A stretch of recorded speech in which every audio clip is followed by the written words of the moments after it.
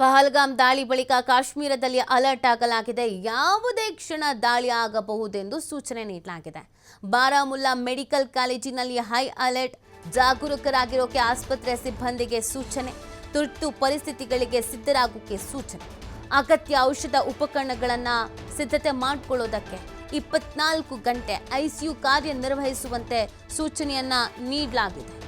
ರಕ್ತ ಔಷಧಿ ಸಂಗ್ರಹಣೆ ಹೆಚ್ಚಳ ಮಾಡಿ ಅಂತ ಆದೇಶವನ್ನು ಕೂಡ ನೀಡಲಾಗಿದೆ. ಅಂದರೆ ಪರಿಸ್ಥಿತಿ ಹಂಗಿದೆಯಲ್ಲ, ಈ ಮೋಡ ಕವಿದ ವಾತಾವರಣ ಅಂತೀವಲ್ಲ, ಹಾಗೆ ಯುದ್ಧ ಆಗುವಂಥ ವಾತಾವರಣ.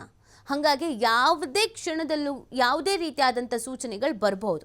ಎರಡೂ ಭಾಗದಲ್ಲೂ ಕೂಡ ಅಲರ್ಟ್ ಆಗಲಾಗಿದೆ. ಒಂದು ನಮ್ಮಲ್ಲಿ, ಇನ್ನು ಪಾಕಿಸ್ತಾನದಲ್ಲಿ ವಾಯುನೆಲೆಯಲ್ಲಿ ಅಲ್ಲಿ ಹೆಲಿಕಾಪ್ಟರ್ ಓಡಾಡ್ತಾನೇ ಇದೆ, ಗಸ್ತು ತಿರುಗ್ತಾನೇ ಇದೆ. ಎರಡೂ ಕಡೆಯಲ್ಲೂ ಕೂಡ ಗಡಿ ರೇಖೆಯಲ್ಲಿ ಹೈ ಅಲರ್ಟ್ ಮಾಡಲಾಗಿದೆ.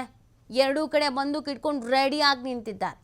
ಸೊ ಆ ಕಾರಣಕ್ಕಾಗಿ ಕಾಶ್ಮೀರದಲ್ಲಿ ಹೈ ಅಲರ್ಟ್ ಮಾಡಲಾಗಿದೆ. ಯಾವುದೇ ಕ್ಷಣದಲ್ಲೂ ಬೇಕಾದರೂ ದಾಳಿ ಆಗಬಹುದು ಅನ್ನುವಂಥ ಸೂಚನೆಯನ್ನು ನೀಡಲಾಗಿದೆ. ಬಾರಾಮುಲ್ಲಾ ಮೆಡಿಕಲ್ ಕಾಲೇಜಿನಲ್ಲಿ ಹೈ ಅಲರ್ಟ್.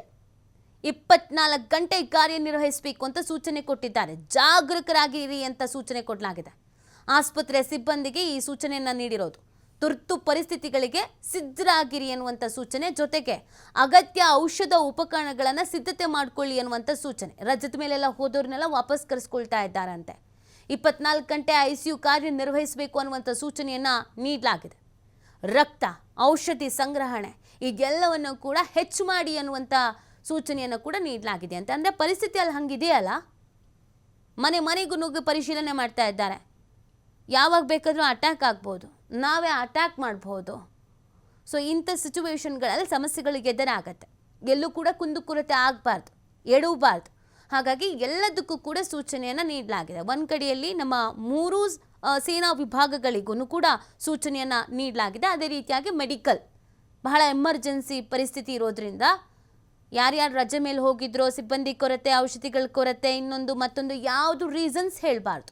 ಹಾಗಾಗಿ ಬಹಳ ಅಲರ್ಟ್ ಆಗಲಾಗಿದೆ. 24 ಗಂಟೆ ಐಸಿಯು ಕಾರ್ಯನಿರ್ವಹಿಸಬೇಕು ಅಂತ. ಆಲ್ಮೋಸ್ಟು 24 ಗಂಟೆ ಹಾಸ್ಪಿಟಲ್ಸ್ಗಳು ವರ್ಕ್ ಮಾಡ್ತವೆ. ಬಟ್ ಈ ಸಂದರ್ಭದಲ್ಲಿ ಇನ್ನೂ ಸ್ವಲ್ಪ ಮುನ್ನೆಚ್ಚರಿಕಾ ಕ್ರಮಗಳನ್ನು ಕೈಗೊಳ್ಳಬೇಕಾಗತ್ತೆ ಅನ್ನುವಂಥ ನಿಟ್ಟಿನಲ್ಲಿ ಸೂಚನೆಯನ್ನು ಕೊಡಲಾಗಿದೆಯಂತೆ.